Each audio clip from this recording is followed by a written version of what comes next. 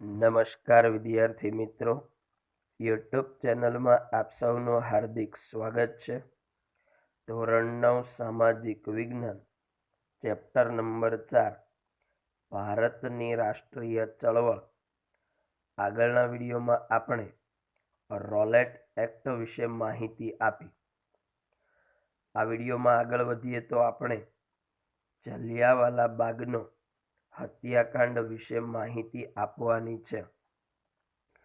તો સવાલ આ રીતે છે, ટૂંક નોંધ લખો, જલિયાવાલા બાગનો હત્યાકાંડ. આગળ આપણે રોલેટ એક્ટમાં છેલ્લે માહિતી આપી કે પંજાબની અંદર ડોક્ટર સત્યપાલ અને ડોક્ટર સૈફુદ્દીન કિચલુની ધરપકડ થઈ અને દિલ્હીમાં ગાંધીજીની પણ ધરપકડ થઈ અને સરકારે દમનનો દોર છૂટો મૂક્યો, ત્રાસ ગુજારવાનું ચાલુ કર્યું. આજે અરસામાં લોકોએ આજે ધરપકડ થઈ એ વિરોધમાં શું કર્યું એની બાબતમાં જલિયાવાલા બાગની અંદર જે ઘટના બની એની આપણે માહિતી રજૂ કરવાની છે. તો જોઈએ આપણે જલિયાવાલા બાગનો હત્યાકાંડ. લોકપ્રિય નેતાઓ ડોક્ટર સત્યપાલ અને ડોક્ટર સૈફુદ્દીન કિચલુની અમૃતસરમાંથી સરકારે ધરપકડ કરી. તો પંજાબના અમૃતસર શહેરમાંથી લોકપ્રિય નેતાઓ ડોક્ટર સત્યપાલ અને ડોક્ટર કિચલુની ધરપકડ થઈ. તેના વિરોધમાં લોકોએ જલિયાવાલા બાગમાં એક સભા ભરવાનું નક્કી કર્યું અને વૈશાખીના તહેવારના દિવસે 13 એપ્રિલ 1919ના રોજ જલિયાવાલા બાગમાં એક મોટી સભાનું આયોજન કરવામાં આવ્યું. તો જલિયાવાલા બાગમાં સભા યોજવાનું કારણ શું હતું? બે નેતાઓની ધરપકડ થઈ. એ ધરપકડના વિરોધમાં લોકો એકઠા થઈ અને એક સભાનું આયોજન કર્યું. જે દિવસે સભા ભરવામાં આવી તે દિવસે વૈશાખીનો તહેવાર હતો. 13 એપ્રિલ 1919નો દિવસ હતો અને આ દિવસે એક મોટી સભા ભરવામાં આવી. સભા ચાલતી હતી ત્યારે ચાલુ સભામાં અંગ્રેજ અફસર જનરલ ઓડોનિલ ડાયર ત્યાં હાજર થયા. લશ્કરના સૈનિકોને લઈને આવ્યા અને સભાને કોઈ પણ પ્રકારની ચેતવણી આપ્યા વિના, કશી જ પૂર્વ ચેતવણી આપ્યા વિના મશીન ગનમાંથી ગોળીઓનો વરસાદ શરૂ કર્યો અને આ ગોળીઓ નિર્દોષ પ્રજા પર વરસાવી. કારણ કે સભામાં બેઠેલી જે કંઈ પણ વ્યક્તિઓ હતી એ બધી જ વ્યક્તિઓ નિર્દોષ હતી. આ પ્રજાનો કોઈ વાંક ગુનો હતો નહીં અને આ જનરલ ઓડોનિલ ડાયરે સૈનિકોને લઈ નિર્દોષ પ્રજા પર ગોળીઓનો વરસાદ વરસાવ્યો, જેને કારણે અસંખ્ય લોકો તેનો ભોગ બન્યા. તો ઘણા બધા લોકોએ આજે કંઈ પણ ગોળીઓનો સામનો કરવો પડ્યો. હવે આપણે પેલા બાગ જે હતો જલિયાવાલા બાગ એ કેવા પ્રકારનો હતો એની પહેલા માહિતી આપીએ અને પછી બાકીની ચર્ચા આપણે આગળ વધારીએ.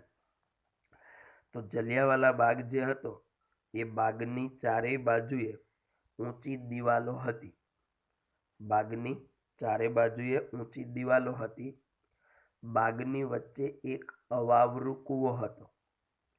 અવાવરૂ કૂવો એટલે પાણી વગરનો કૂવો, અને એ કૂવો બહુ ઊંડો ન હોય, એ કૂવો છીછરો હોય.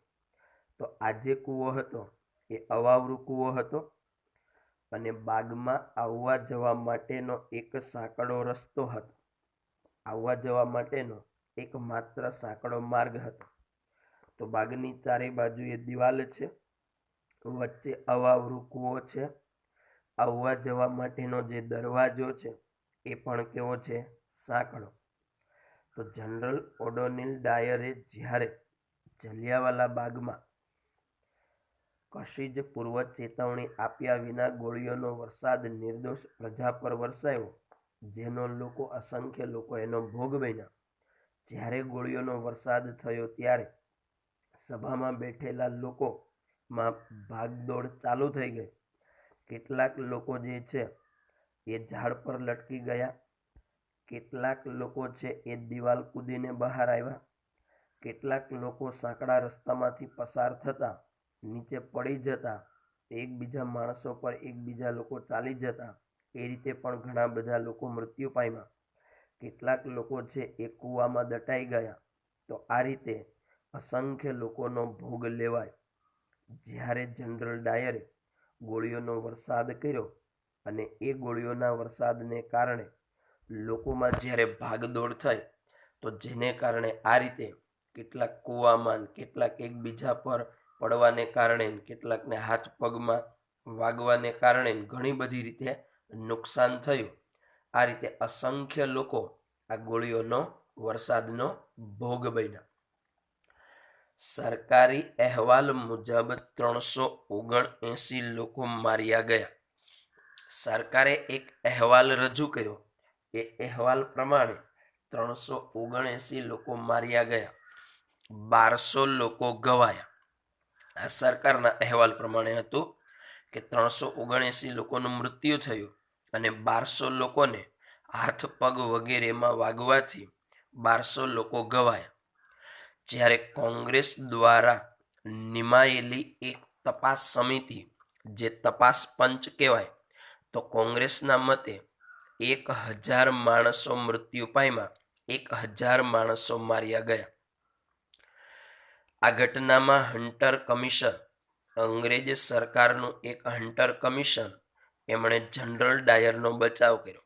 કારણ કે અંગ્રેજ અફસર હતો એટલે જનરલ ડાયરને એણે બચાવવા માટેનો પ્રયત્ન કર્યો અને આપણી પાસે એમણે ક્ષમા માંગી, એટલે કે માફી માંગી કે અજાણતા થઈ ગયેલી પ્રામાણિક ભૂલ.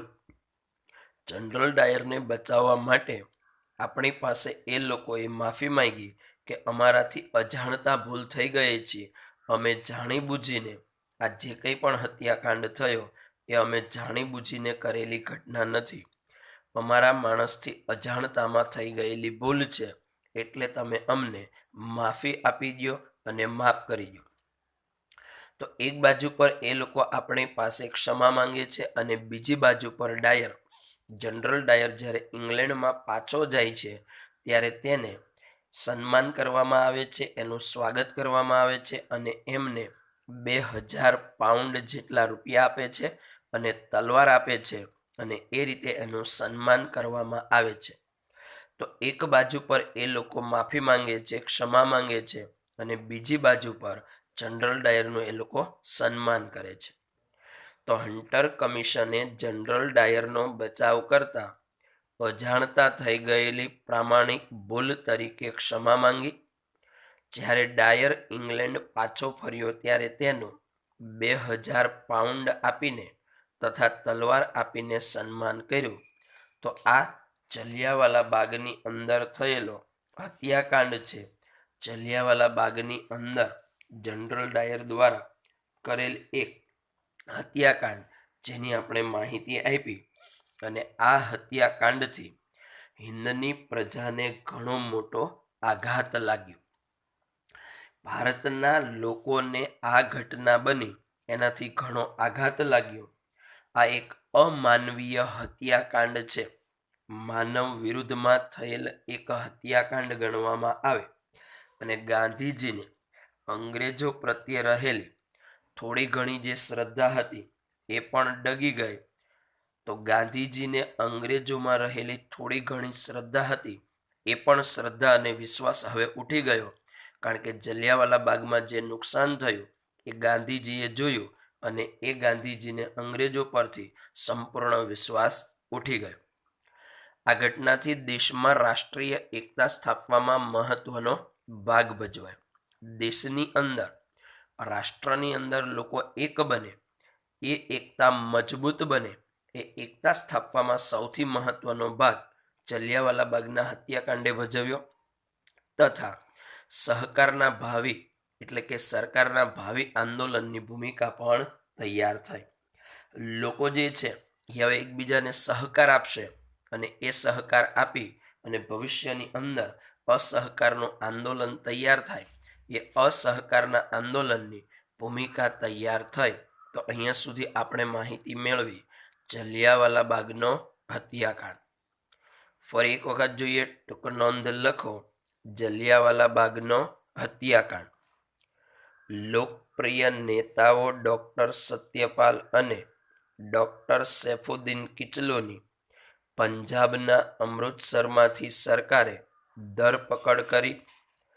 તેના વિરોધમાં વૈશાખીના તહેવારના દિવસે અમૃતસરમાં આવેલા જલિયાવાલા બાગમાં એક મોટી સભાનું આયોજન કરવામાં આવ્યું હતું.